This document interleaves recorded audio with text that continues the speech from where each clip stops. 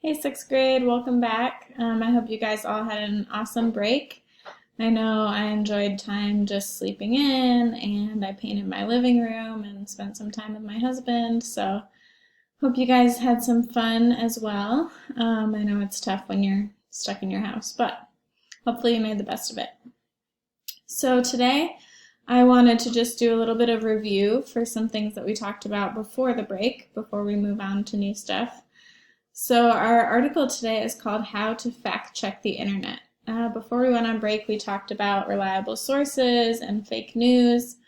So I thought this would just be a good idea to kind of review that. So there are 3 things for you to do today. The first thing is to watch the video, which you are doing right now. After you've watched the video, you can go ahead and click on this article. And it is a little bit longer than the last article we read on here, but there is a lot of good information in this article. So make sure when you're reading you don't forget about the captions, any pictures that you see. There could be questions about those. Make sure you're reading all of these things.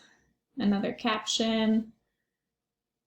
Here's another little blurb to read. When you're reading magazine articles, which is what this is, it's really important to read all of the text that is in the article, because there could be things that are important in those captions or other text boxes.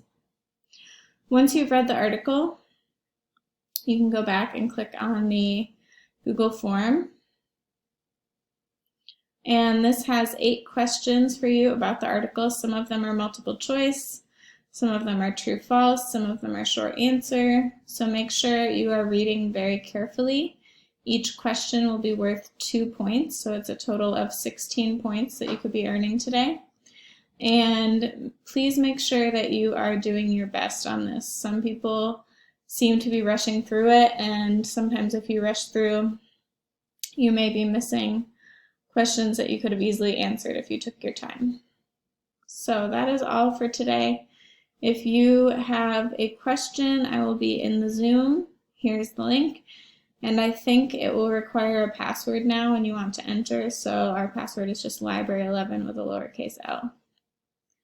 All right. I hope you guys have a great start to your week, and I will see you back in class on Wednesday and Friday this week. Feel free to email me if you have any questions. There were some people that were missing assignments, so I just sent those back to you with a 0. If you would like to change your grade from a 0, you can complete that assignment, and that will bring your grade up. So just email me, like I said, if you have any questions, or come into the Zoom, and I'll be happy to help you. All right, talk to you later. Bye.